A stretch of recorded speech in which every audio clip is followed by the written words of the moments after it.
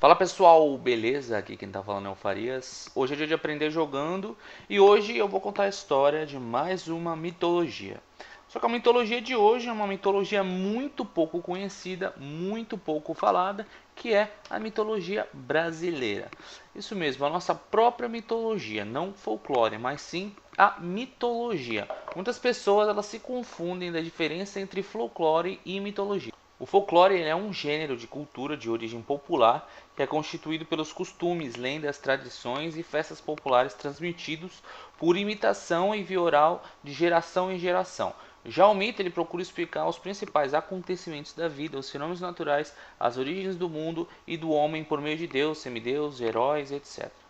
Bom, eu vou aqui falar um pouco então sobre a nossa mitologia, mitologia que poucos conhecem. Então bora lá, deixa o gameplay rolando de fundo, enquanto vamos para o que interessa, que é a história da mitologia brasileira. Bom, alguma vez na vida você já parou para pensar sobre os deuses das culturas nativas do Brasil, nas crenças deles? Ao que parece a nossa herança cultural nativa é sempre subjugada pelas pessoas, pelas culturas estrangeiras, etc. E toda a história ela começa aí com Yanderuvuçu.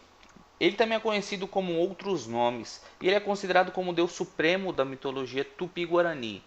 Ele não tem uma forma antropomórfica, pois é a energia que existe, sempre existiu e existirá para sempre, segundo a mitologia deles. Portanto, Yandevuruçu existe antes mesmo de existir o universo. E no princípio ele destruiu tudo o que existia e depois criou a alma, que na língua tupi-guarani se chama Anhangan, ou Anyan, ou Gewá, que significa velho. Portanto, Ayanguerá e Yangueuá significa alma antiga. Dizem que esse Deus criou duas almas, e dessas duas almas surgiu a Yandesi, que é a matéria. E depois ele desejou que houvessem lagos, que houvessem os rios e as outras coisas. E para tudo isso ele criou Iara, que é a deusa dos lagos. E depois ele criou Tupã, que é quem controla o clima, o tempo, o vento e outras coisas. Tupã ele se manifesta com os raios, trovões, relâmpagos, ventos e tempestades. E é ele que empurra as nuvens pelo céu, segundo a mitologia. E Yanderuvuçu criou também Caporã, que é a caipora, que é o protetor das matas. E por si só é protetor dos animais também que vivem nas florestas, nos campos, nos rios, nos oceanos. Enfim, é o protetor de todos os seres vivos. Vamos falar um pouco de Iara, como já comentado. Ela é a deusa das águas, que também é conhecida como a Uiara. Ela é vista como uma sereia que vive nas profundezas do rio Amazonas, de pele parda, cabelos verdes, longos e olhos castanhos. E até hoje, essa cultura é muito bem sustentada aí pelos ribeirinhos. O pessoal do Amazonas acredita mesmo que a Iara existe. Muitas tribos e muitas pessoas mais conservadoras até hoje falam muito sobre essa lenda e afirmam ter visto Iara por lá pelas regiões. Tem o Abaçaí. Abaçaí lembra de açaí, né? Mas não é não, é Abaçaí. Ele é o deus da guerra, que é tipo um Ares, né? Ou Marte de Roma.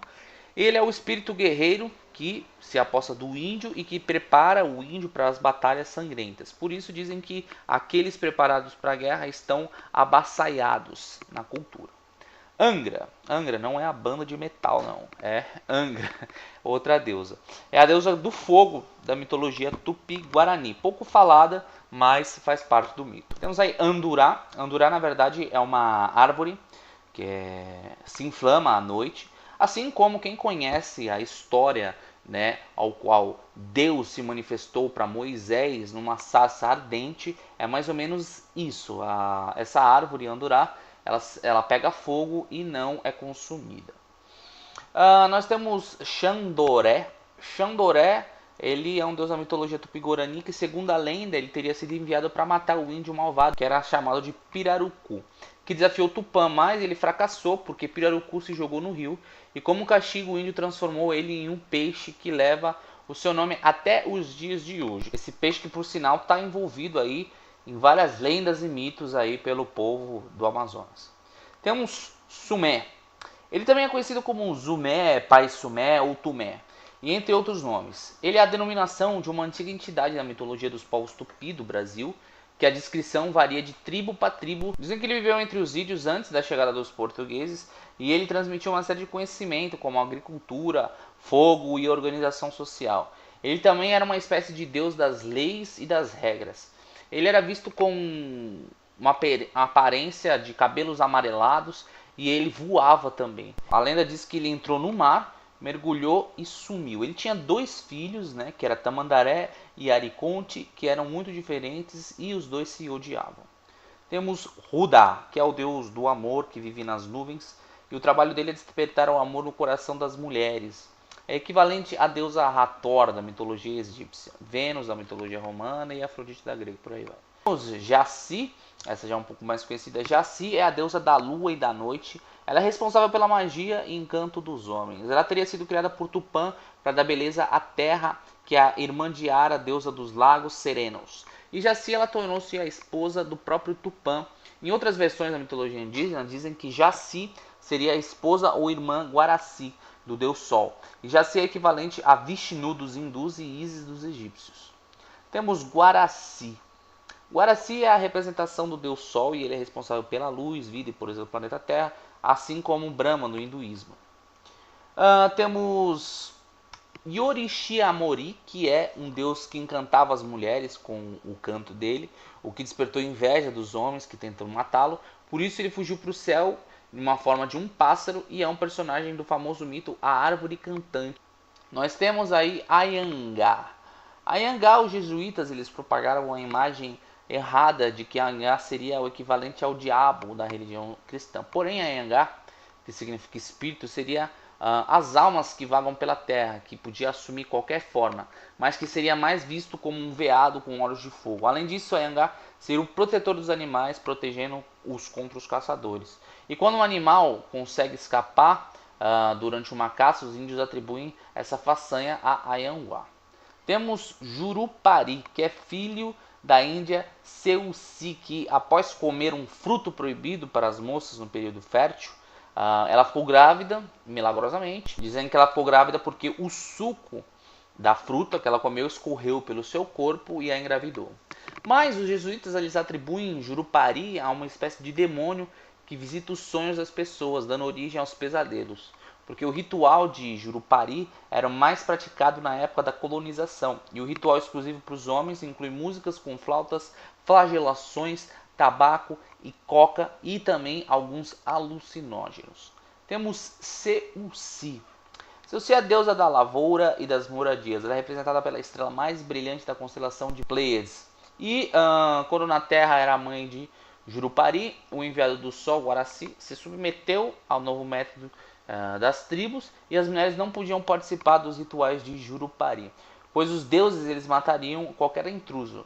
E certa vez Seusi, com saudade do seu filho, ela se aproximou dele durante um cerimonial isso aconteceu quando ela foi atingida por um raio que foi enviado por Tupã.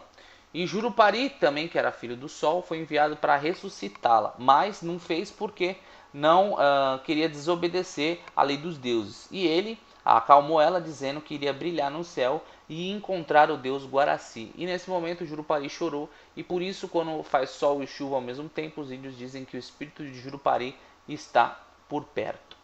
Nós temos aí a Cuandubá, que é uma divindade dos índios ararás, que toca a flauta para dar sustentação e ordem ao mundo, representando a harmonia divina.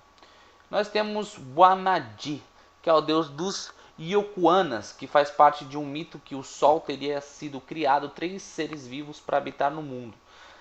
Apenas Guanadi nasceu perfeito, enquanto que os outros 2 seriam responsáveis pelo mal do planeta.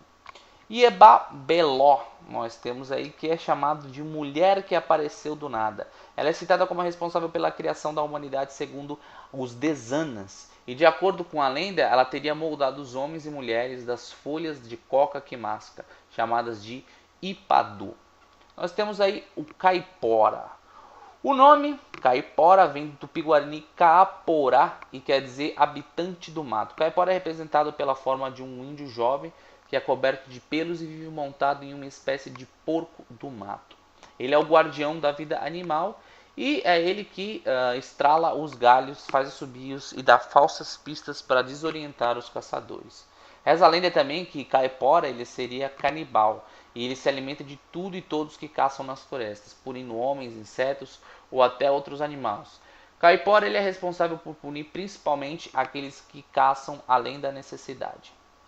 Nós temos Tupi, que é o personagem primordial de todos os povos tupis, e é o antepassado principal que deu origem a todos os índios. Por isso, muitas nações tupis criaram seus nomes como homenagens a Tupi, Tupinambãs, Tupiniquins, Tupiminós, Tupiguaés e etc.